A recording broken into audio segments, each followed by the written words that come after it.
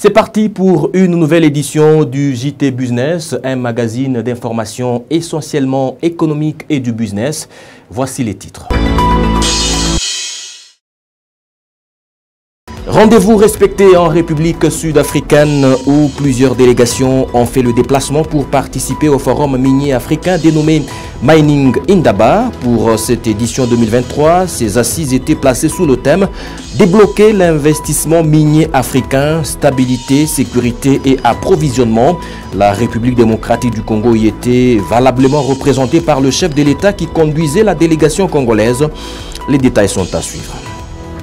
La grande interview reçoit l'assistant Olivier Tchondwe Kinama, chercheur en sciences économiques à l'université de Lubumbashi. Avec lui, il sera question du contraste progression réserve d'échange de la Banque centrale du Congo et dépréciation du franc congolais. Un extrait est à suivre. Voilà les titres. Bienvenue. Pour commencer, la République sud-africaine a organisé le forum minier annuel dénommé Mining Indaba, placé sous le thème « Débloquer l'investissement minier africain, stabilité, sécurité et approvisionnement ». Le chef de l'État, Félix-Antoine Tshisekedi, y a présenté sa vision du secteur minier congolais en vantant les potentiels qu'offre la République démocratique du Congo. Un condensé est signé Brigitte Massangila. Pendant près de 4 jours, environ 6500 participants, dont 500 entrepreneurs du secteur minier venus du monde entier, ont discuté des défis et des opportunités auxquels est confrontée l'industrie minière du continent, au moment où elle cherche les moyens de renforcer sa puissance économique dans le contexte de la ruée mondiale pour sécuriser l'approvisionnement pour une transition énergétique plus verte. Félix-Antoine Tshisekedi y a présenté sa vision de la transformation du secteur minier de la RDC. Il a toujours soutenu l'idée d'avoir des industries locales, des transformations de produits miniers, afin de permettre aux populations africaines de bénéficier de plus d'avantages des richesses du sous-sol de leur pays. Félix Tshisekedi a également vanté les potentiels miniers de son pays. D'après lui, en cette période des changements climatiques, son pays se révèle comme un État-solution de par ses minéraux. Pendant près de 4 jours, environ 6500 participants, dont 500 entrepreneurs du secteur minier venus du monde entier, ont discuté des défis et des opportunités auxquels est confrontée l'industrie minière du continent, au moment où elle cherche les moyens de renforcer sa puissance économique dans le contexte de la ruée mondiale pour sécuriser l'approvisionnement pour une transition énergétique plus verte. Félix-Antoine Tshisekedi y a présenté sa vision de la transformation du secteur minier de la RDC. Il a toujours soutenu l'idée d'avoir des industries locales de transformation des produits miniers afin de permettre aux populations africaines de bénéficier de plus d'avantages des richesses du sous-sol de leur pays. Félix Tshisekedi a également vanté les potentiels miniers de son pays. D'après lui, en cette période des changements climatiques, son pays se révèle comme un État-solution de par ses minéraux stratégiques que sont les cobaltes, les coltans, les germaniums et les lithium, pour garantir une meilleure transition écologique et énergétique. Le Haut-Katanga étant aussi une province minière, le gouverneur de la province, Jacques Kabula Katwe, était également présent à ces rendez-vous annuels. Dans sa suite, les ministres des Mines, Georges Mawine, et des infrastructures, Eric Sakuyema. En bref, à ce même sujet, la ministre des Mines, Antoinette Nsamba, a rassuré les opérateurs miniers sur la sécurité de leurs investissements en République démocratique du Congo. Elle a donné ces assurances au cours d'un petit déjeuner thématique sur la RDC organisé en faveur d'investisseurs miniers en marge de la conférence internationale Indaba à Cape Town. Antoinette Nsamba Kalambayi a souligné que la sécurisation des investissements miniers préoccupe au plus haut point les autorités congolaises. Le Haut-Katanga y était également représenté par son gouverneur Jacques Kabula Katwe qui conduisait la délégation dans laquelle il y avait les ministres des Mines Georges Mawine et des infrastructures Eric Sakuyema.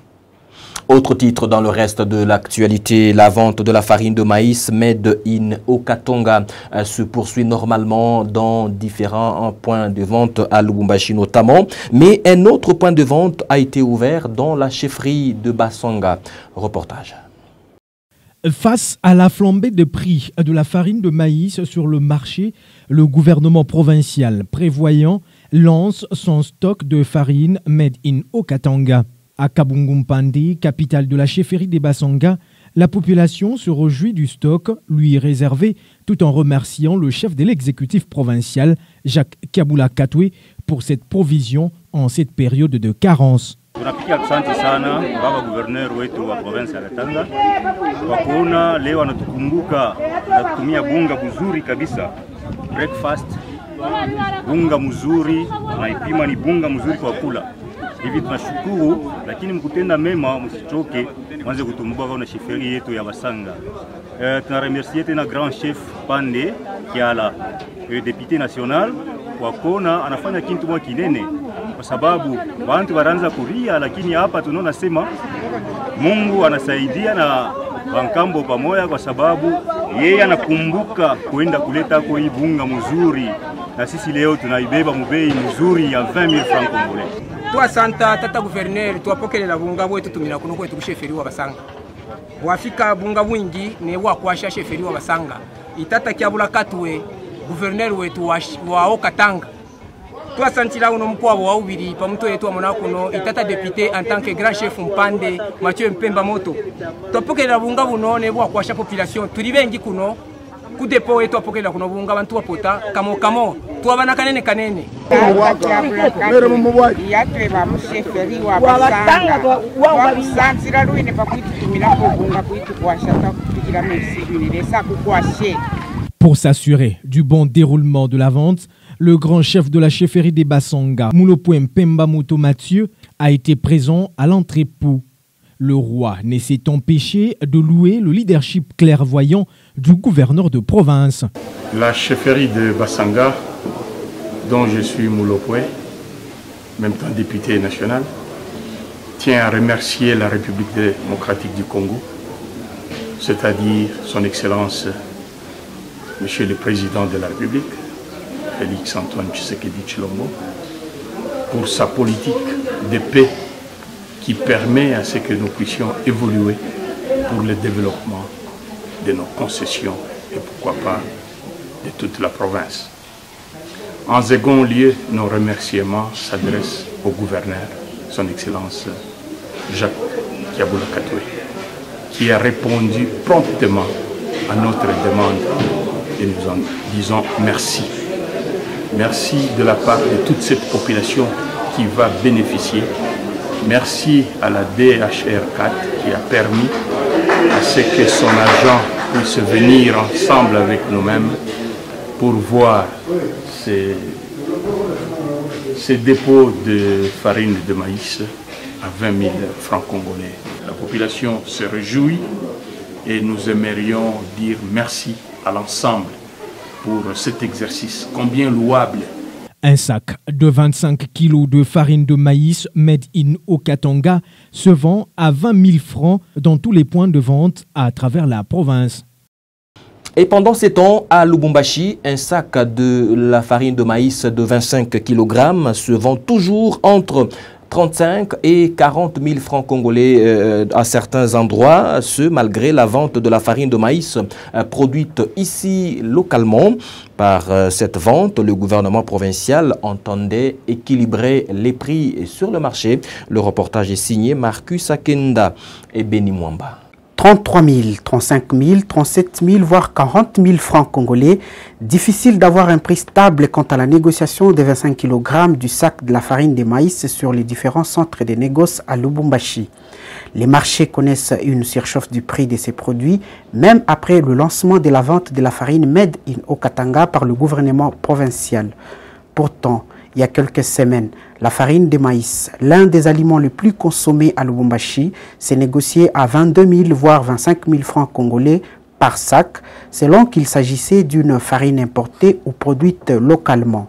Le changement brusque du prix de la farine de maïs, comme de tant d'autres produits de première nécessité, a fait suite il y a quelques semaines des perturbations du taux d'échange qu'a subi le pays. Et la contribution du gouvernement provincial du Haut-Katanga en mettant sur le marché la farine Made in Okatanga, semble ne pas équilibrer les prix sur les marchés à Lubumbashi et impacter positivement le pouvoir d'achat de la population. En outre, à en croire les propos de certains Louchois interrogés, les lieux de vente sont difficilement retrouvables. Ensuite, la quantité n'est pas encore suffisante par rapport à la demande sur le marché. Autre titre, la gouvernance financière mondiale suscite la nécessité de mettre sur pied l'innovation financière dans laquelle on situe le mobile money. Par sa rapidité, le mobile money joue un rôle notable dans le développement d'une économie. Les explications, c'est dans ce reportage de Merveille Mouhemba et Jules Kabamba. Le mobile money est un mécanisme qui facilite les transferts rapides de fonds sans aucun paiement. Un moyen qui est à mesure d'appuyer un système financier. Donc le mobile money, n'est-ce pas, offre à nous la possibilité de supprimer ce que nous appelons les frais. C'est-à-dire réellement que les transferts de fonds ne constituent pas un coût. Ça doit être un transfert de fonds pour permettre à stimuler les transferts. Au lieu d'aller dans une banque solliciter un transfert, il y a plusieurs mécanismes qui entrent en ligne de compte et avec des frais qu'il faut payer. Mais avec le mobile money, vous n'allez pas payer des frais. Donc celui qui va envoyer, n'est-ce pas, son argent, eh bien, n'a pas la possibilité, n'est-ce pas, ici, d'être frappé par des frais. Et quelle est la conséquence alors? Ça va stimuler à pouvoir utiliser le même schéma pour essayer d'atteindre, n'est-ce pas, celui qui a besoin de ces fonds. Donc, c'est-à-dire qu'un agent qui a besoin de financement peut arriver à obtenir son argent sans avoir des problèmes au niveau de coût. La garantie de sécurité et la facilité d'épargner sans recours aux banques font partie des éléments qui offrent satisfaction aux utilisateurs. Par rapport à la monnaie électronique, bon, c'est très avantageux. Ça me permet de retirer l'argent, de transférer, et c'est très sécurisant. C'est vraiment bon d'utiliser, vous voyez, les mobile money. Ça nous permet de faire des transferts d'argent. Vous savez, avec le monde d'aujourd'hui, surtout avec la technologie qui a évolué, beaucoup d'achats, vous voyez, des ventes, achats qui se fait en ligne. Si néanmoins vous avez un compte, je crois, virtuel, ça vous permet certainement de vous en sortir. Mobile money, appelé aussi monnaie électronique, permet d'augmenter le volume des transactions. Celle-ci a la capacité de bonifier le PIB, produit intérieur brut. Rapide accord dans les opérations bancaires. Alors si on utilise d'autres mécanismes et d'autres monnaies, ça suscite plusieurs mécanismes en soi, et ce qui empêche la rapidité. Or, plus que la rapidité n'existe pas, plus que le volume de transactions sera tellement très faible. Alors, mauvaise sera quoi? Sera la production intérieure brute. C'est l'une des raisons pour laquelle on dit qu'il faut augmenter le volume de transactions. Alors, pour augmenter le volume de transactions, il faut utiliser, n'est-ce pas, une monnaie qui doit faciliter les transactions, qui doit être une monnaie plus rapide, n'est-ce pas, ici, à atteindre les nécessités. Et c'est cette monnaie-là qu'on vient de mettre. C'est comme crypto-monnaie, c'est comme mobile monnaie. Mobile monnaie sera là, ce sera une monnaie très avantageuse.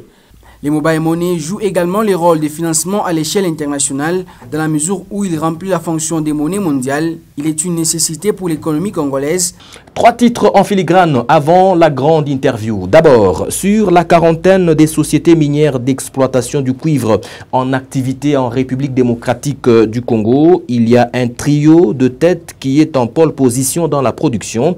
Au cours de l'exercice 2022, Sicomine, KCC et TFM ont été les 3 plus grands producteurs et exportateurs de cuivre cathode en RDC, avec respectivement 247 696 tonnes, 214 993 tonnes et 127 055 tonnes. Ces 3 sociétés minières ont donc exporté à elles seules 589 744 tonnes de cuivre cathode en 2022 sur un volume d'exportation de l'industrie minière évalué à environ 1 774 550 tonnes de cuivre cathode, soit 33%.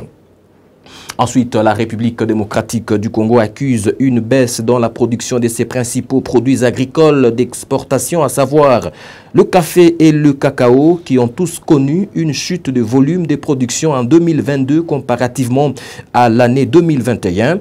Le secteur du café en RDC a produit globalement 10 729 tonnes en 2022 contre 12 732 tonnes en 2021, soit une baisse de production de 23%.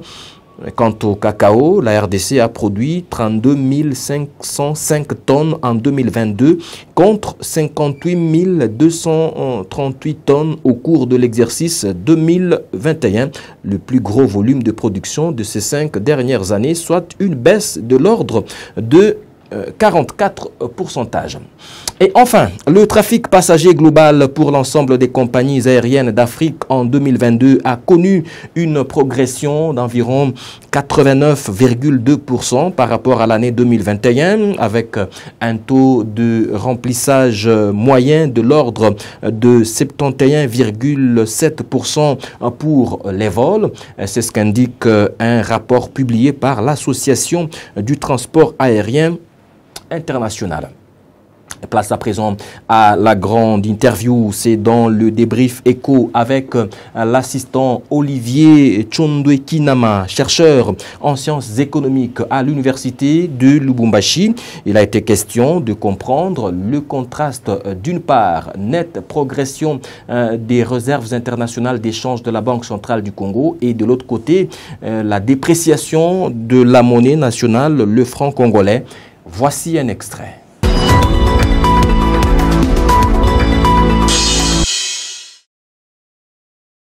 Maintenant ici, je veux bien comprendre. Comment comprendre que d'un côté, nous avons une nette progression de ces réserves d'échange et de l'autre, nous avons la monnaie nationale qui continue sa dépréciation. Comment comprendre cette situation que nous vivons sur le terrain aujourd'hui? On nous parle, on nous dit que les réserves d'échange sont en hausse, mais à ce jour, tout le monde le sait, ce n'est pas un secret, la valeur du franc congolais n'est fait que dégringoler. Merci DG de la question. Ici, je dois essayer d'expliciter petit à petit, dans des termes trop simples, pour essayer de faciliter la compréhension à tous ceux qui nous suivent. Justement. Les réserves d'échange sont autrement dit considérées comme étant l'ensemble, comme je viens de le dire tantôt, l'ensemble des avoirs en termes de devises étrangères, bien sûr, et aussi de l'or comme matière précieuse qu'une banque centrale peut avoir. Ici, je rentre déjà pour expliciter la monnaie locale. La théorie économique veut que la monnaie locale soit couverte par un certain nombre d'éléments. Et parmi ces éléments, nous avons d'une part les réserves d'échange, à quoi nous faisions mention, et d'autre part, nous avons besoin de la production locale. Donc, pour qu'une monnaie ait sa valeur, ou pour qu'une monnaie locale soit stable, il faudrait que cette monnaie soit couverte par les réserves d'échange, d'une part, et d'autre part, par une production conséquente au sein, bien sûr, d'une économie. Mais je suis avec vous, vous allez constater que la RDC, c'est une économie qui produit ce qu'elle ne consomme pas et consomme ce qu'elle ne produit pas. C'est déjà un problème. De l'autre côté, nous avons les réserves d'échange qui sont pratiquement théoriques ou virtuelles, lesquelles les réserves d'échange ne sont pas justifiées par les transactions commerciales, mais lesquelles les réserves d'échange sont justifiées par la FEC ou encore par certaines assistances financières des institutions de Bretton Woods, notamment le FMI. Donc, ce qui justifie actuellement la fragilité de la monnaie locale, ce n'est pas le fait que la RDC ne produit pas conséquemment les biens et services dont la population a besoin, d'une part, et d'autre part, les autorités monétaires ne savent pas créer ou encore créer bien sûr les réserves d'échange en termes réels, c'est-à-dire passer par une production, laquelle production va nous permettre d'exporter et au retour de ces exportations, nous aurons ce qu'on appelle les devises étrangères. Voilà un tout petit peu dans ce sens qu'on peut comprendre par ce qui peut fragiliser une monnaie locale.